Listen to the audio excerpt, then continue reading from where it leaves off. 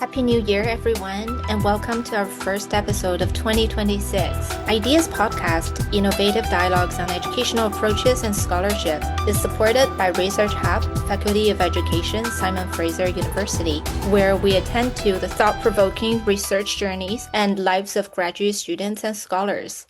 Simon Fraser University respectfully acknowledges the Musqueam, Squamish, Tsleil-Waututh, Katzie, Coquitlam, Kekite, Kwantlen, Semiahmoo, and Tsawwassen peoples on whose unceded traditional territories our three campuses reside. I'm so glad you're here with us as we begin a new year of learning, reflection, and conversation. It feels fitting to start 2026 with a focus on the feelings that shape learning, the atmospheres, emotions, and inner movements that often guide our educational lives more than we realize. Today's guest, Renata Cueto de Souza, brings deep insight into affectivity, contemplative pedagogy, and the search for meaning in higher education. Today's interview was so rich that we've decided to share it in 2 episodes.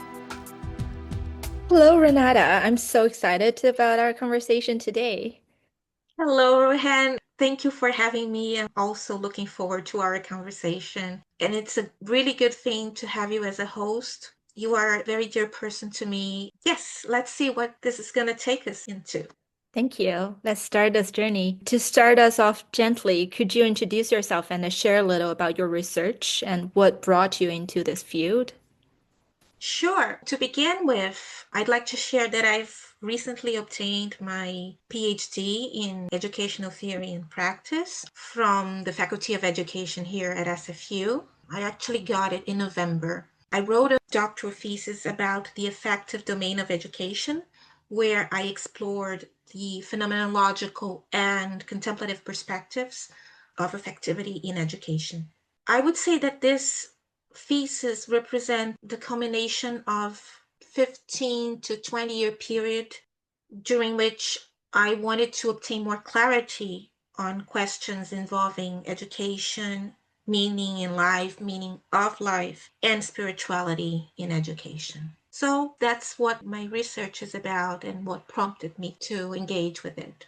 Congratulations first. I feel so fortunate to be able to attend your thesis defense. Your thesis is already out there, right? We're going to attach the link for the audience to discover if they're more interested after this conversation. So, one of the things that was particularly compelling to me reading your thesis is your thesis opens by situating the contemplative turn in higher education within a broader moral, spiritual, and meaning crisis. For listeners who might not be familiar with that term, what was a contemplative turn in higher education, and how do you understand its relationship to the meaning crisis more broadly? Right. So let's begin by explaining what the meaning crisis is. So, can you tell me something about Viktor Frankl? He was the one who introduced you to the realm of meaning crisis, was he?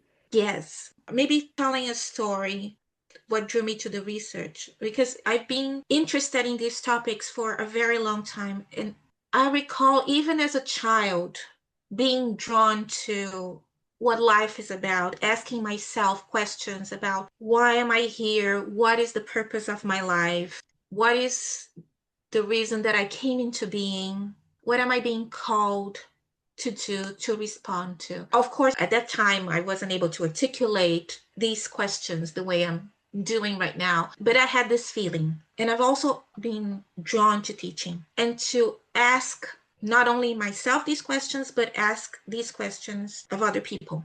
And I didn't think that education, at least, looking back, my experience in education enabled me, helped me creating the conditions to answer these questions, let alone pose these questions. People talk a lot about this, about, how they have these encounters with books that are pivotal to their way of thinking. That was the case with Viktor Frankl's Man's Search for Meaning. I don't recall exactly how old I was, but I came across the book on several occasions until I was taking a program where I had to read the book. And I think it was the second time I read it, but now with this mind of reading it not so much for pleasure, but analytically and also reflectively. And I was simply dazzled by and awed by what I read. His experience in the concentration camps, and the recognition that suffering is inevitable. It's a part of our existence, which in a way resonates with the Buddhist teachings, the first noble truth. But the wisdom that Frankl drew out of that experience was that we have choices, we have freedom, even in the direst of circumstances. And we have the freedom to choose how to respond to that suffering, which he calls attitudinal values, values of attitude.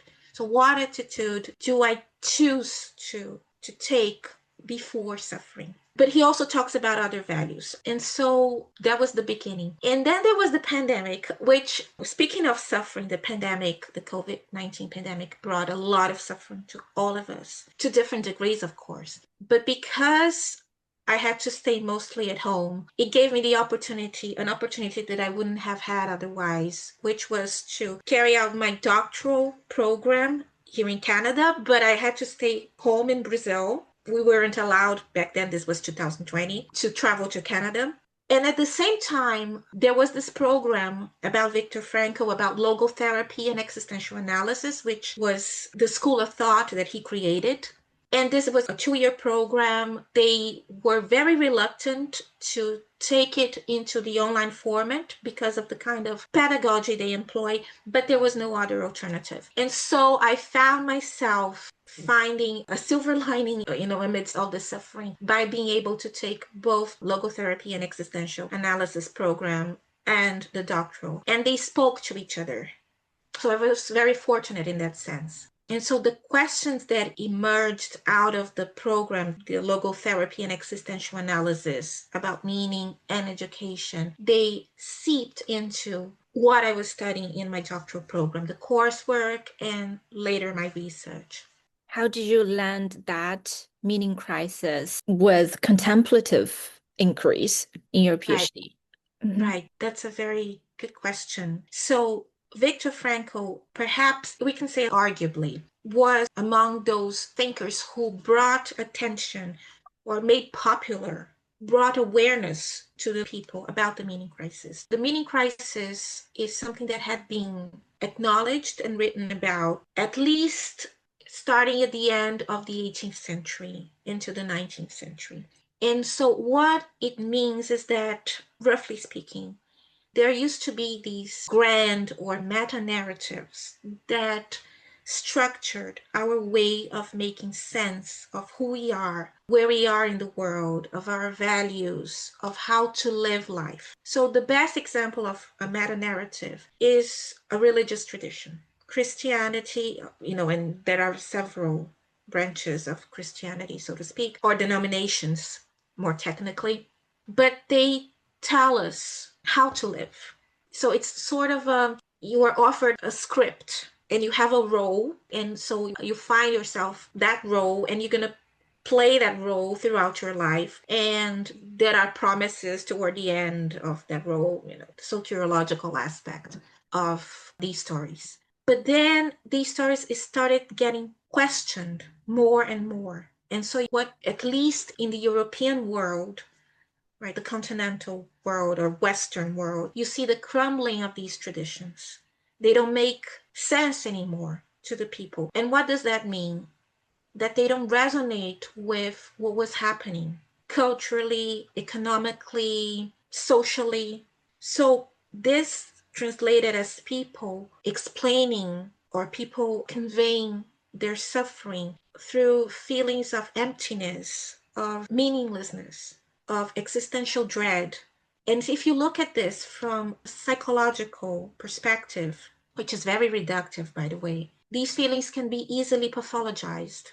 So they are diagnosed as, for example, depression or anxiety. And what happens is sometimes what people experience begins as these feeling of existential vacuum, as Frankl called it. And if not acknowledged, addressed, they can easily become pathological conditions, but not necessarily. And so what happened was around the 2000s, the mid 2000s, there have been reports based on empirical research that the college students were suffering from these conditions. Actually, they have already been suffering, but the number of students suffering from these conditions had risen. This led to a lot of scholars in education writing books and papers and so on about the crisis in higher education. This was called a moral crisis, at least in the English speaking world. But actually, if you look at the European literature on that, this is not something new. There are several reasons we can speculate about that, but that's not important for our discussion right now. Anyway, there was this literature about this moral crisis or spiritual crisis, and here spiritual and spirituality do not mean something religious, but they allude to our existence. So an existential crisis. And a lot of these scholars attributed the suffering of students to the loss of values in higher education. And so the contemplative turn in education, contemplative educators and researchers understand it as a response to this college moral crisis or existential crisis. And so what happened was that there were a lot of educators in a range of fields in higher education who were themselves practitioners of meditation, usually in the Buddhist tradition, but not necessarily, but that was the most common one. They wanted to bring these practices into educational settings. And so they got together, they founded institutions or institutes and centers to do more research on how they could do that, how they could implement the practices in their teachings, in their courses, and syllabi, but it was ultimately to address these existential questions that whose absence of discussion was leading into student suffering. Thank you. I really appreciate that you mentioned meta-narratives. I'm sure you know that existentialists would probably argue that the guidelines offered in the meta-narratives place people in roles like cogs in machines. So the meaning of existence is to fulfill some pre-designed purposes, while Kant argued that humans themselves are purposes instead of methods. Before we proceed to the affective domain, I wonder, do you think people in the context of meta-narratives might not have the loss of meaning as what we face today in the contemporary world, which is addressed as a meaning crisis? Yes, this is a very heated topic in philosophy. And, I wonder myself to what extent we need them, because to a great extent, we need some sort of orientation.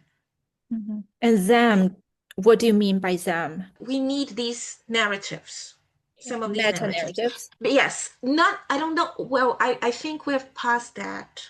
Hmm. Unless, of course, that's the point, because in these discussions, philosophy, especially the criticism of our contemporary societies, there's the argument these meta narratives are in place. There are new narratives. And the narratives are, for example, those coming from the therapy culture or from neoliberalism. I'm not an expert in this, but I would say that AI presents a new narrative. There's research on, for example, how AI is going to influence religions. There's the rise of AI based religions.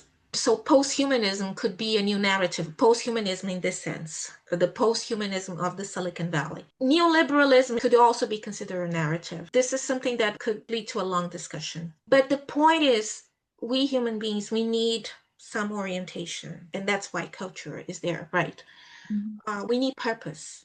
Hmm. And I'm far from being the expert in this, but I question myself, especially in the role of a teacher, how to guide students without imposing on them. And I think there are some pedagogies, I'm not sure about higher education, but I'm very attracted to Waldorf pedagogies. And what in my research, what helped me, because I was also looking for that orientation, the guidance, is to think about who we are educating, who students are, not students, but who we as human beings are. This has led me to do research on pedagogical anthropology. So the images of human beings that we carry. So if I understand human beings as beings who are embodied beings, who are existentially, Hmm. so Yes, I asked about meta narratives and yes, whether people in the context of meta narratives still have the same kind of meaning crisis as we face today. so there's fully cognizant of the research, but I definitely came across research on religious communities. And because they have this strong sense of purpose, they're able to make more sense of their lives because they abide to these strong narratives that are provided by their religious traditions. Yes, they don't experience that as others do. So, by saying that a guideline could be helpful, do you mean somehow an abstract guideline to the purpose of life or a more clear notion of guideline? I would align myself with what Viktor Frankl proposed, which is, in this scenario, in this context of the crumbling of metanarratives, this is a tradition that he adhered to in phenomenology, which is we are the authors. We have authorship of our own lives. And how do we do this? These guidelines are actually values. He proposed this idea that life is brimming, is filled, we are surrounded by values.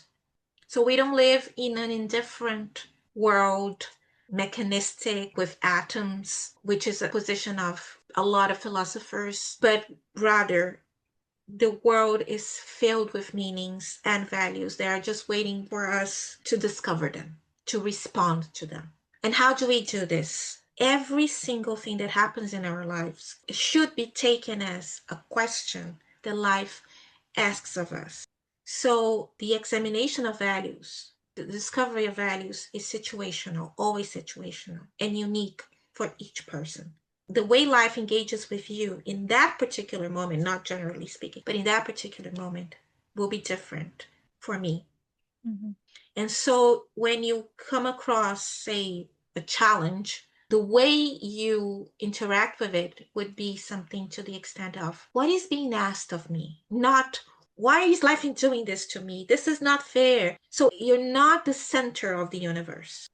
You're part of life, and life is asking you to bring something through creativity. So what you offer to the world through your work, your deeds, your actions, through a contemplative stance, which is what you receive from life, or through attitudes before suffering that cannot be avoided.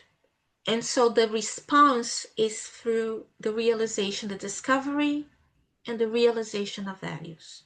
Mm-hmm.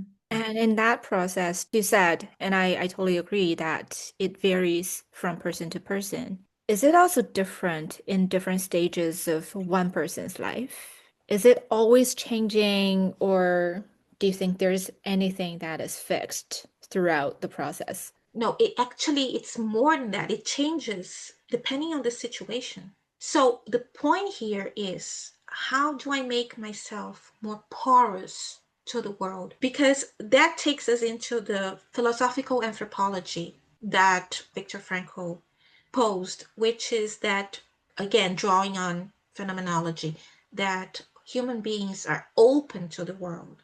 We don't have an inner and outer life, this dualistic sense. We are open to the world, and we live in existential tension. So what did he mean by that? He meant that there's a part of us that, let's say, is more selfish oriented or more egotistical, right? So it's that part of us that wants to center around our own needs. Needs here is in the sense of wants, of just favoring what is more comfortable to us, disregarding other people's needs and feelings and so on. And then there's that part of us, which I've seen some people call the higher self, that is open to the world, to what we can bring into the world. And and that may sound like, okay, what about me? What about taking care of me and such? So this higher self is actually interacting with our self. Let's just say that this self is with a small s, and this higher self is with a big S. This higher self also takes care of us, not in that selfish sense, but in a selfless sense. Mm-hmm. So this openness is towards ourself, others, and the world. And how do we respond to that? To that call from the higher self? By the discovery and realization of values. Mm-hmm. For example, I may need to say yes to my need for rest. And this is not selfish at all, because I'm listening to something higher that's telling me you need rest. You need to take things more slowly. So Okay, that's this, very interesting. But how do we know? How do we know we're guided or connected to that higher self? Is yes, there, is that something that needed to be cultivated? yes, definitely. And so that's where contemplative practices come into place. Because, and I've been a practitioner myself for many, many years, they do make us more porous to the world. It's like you find yourself being more attuned to what surrounds you. Not only surrounds, but permeates you. You're more attuned to your body, you're more attuned to your feelings. And it's very difficult to explain this feeling. You Mhm. have to experiment, you have to experience that. Yeah. Yes. Yeah. It might sound mysterious to It, many people. Yeah, but that's what we call attunement, an yes, embodiment of what you yes. believe. That's very interesting that we get into the landscape of contemplative practice.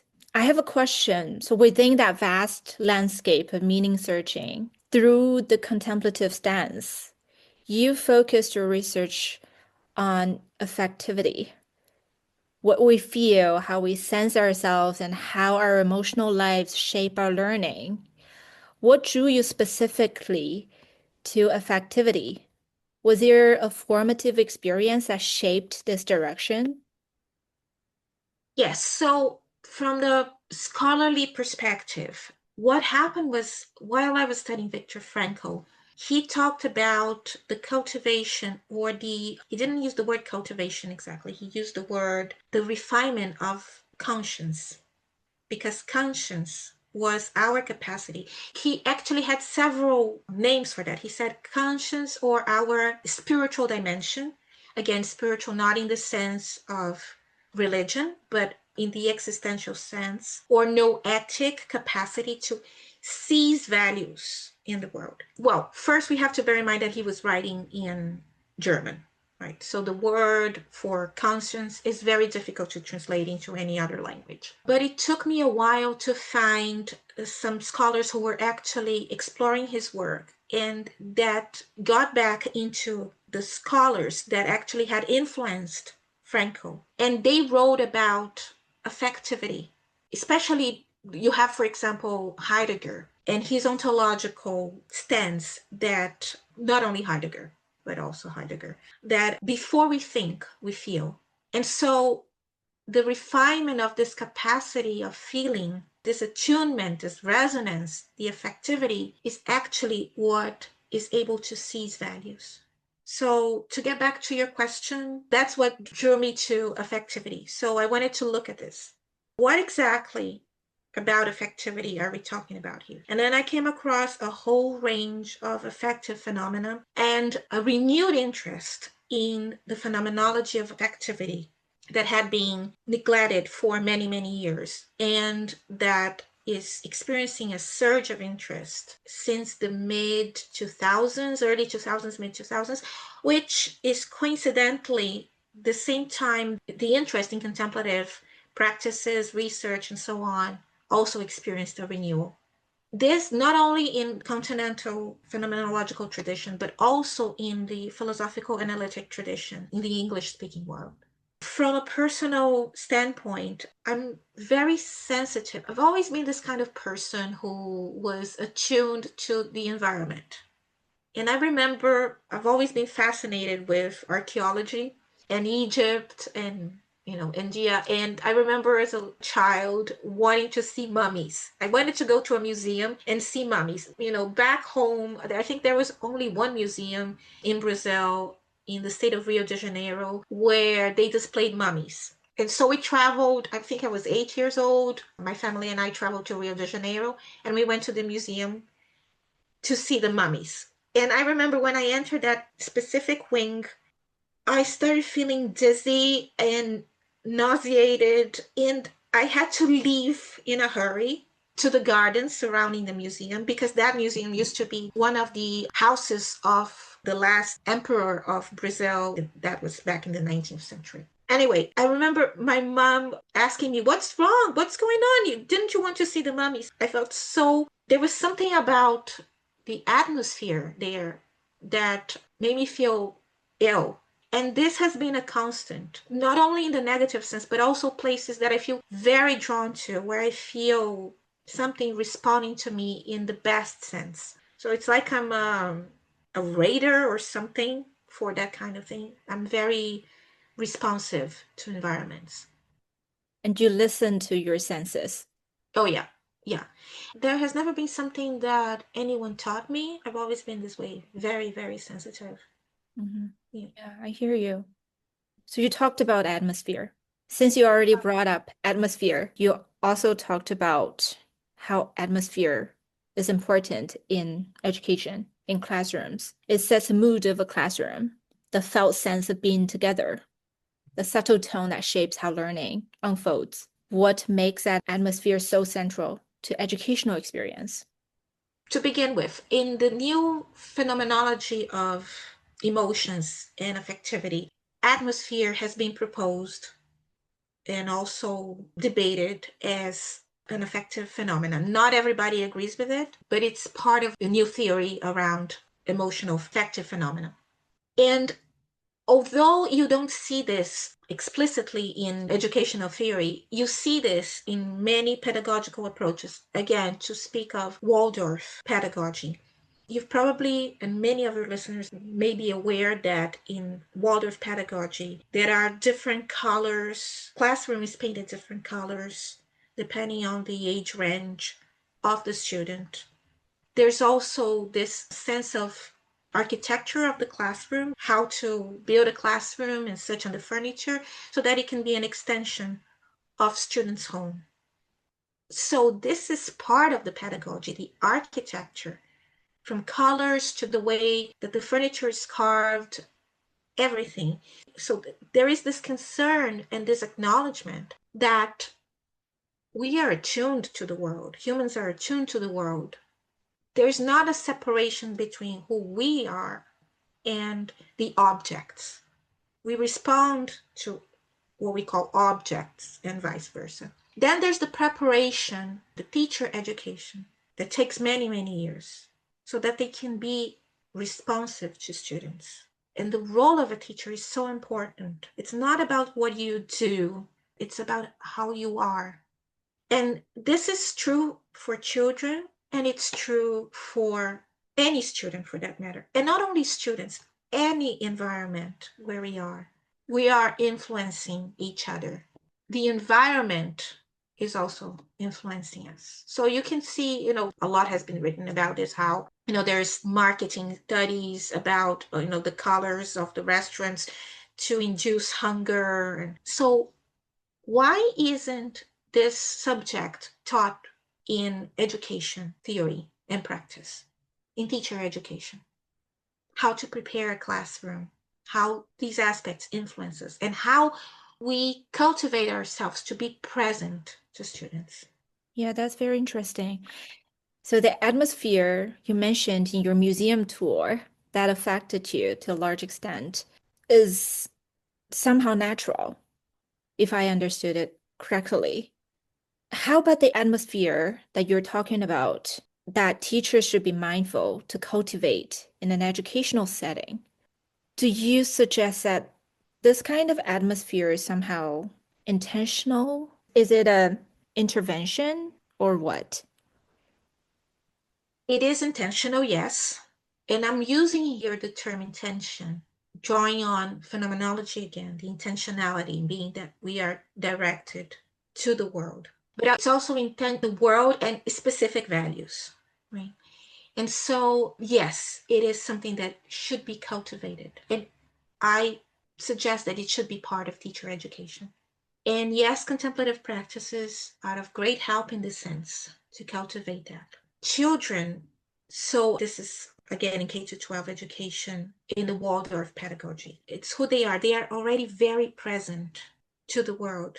Whereas as we grow up, and become adults, we need to keep cultivating that capacity of awareness, of presence in all care professions, health professions, social work, and of course, the teaching professions. The need to cultivate this capacity is of utmost importance. Mm-hmm. For what purpose? Because we're dealing with humans, Mm-hmm. which is the most precious thing that we have. Mm-hmm. I mean, the more than human world, too.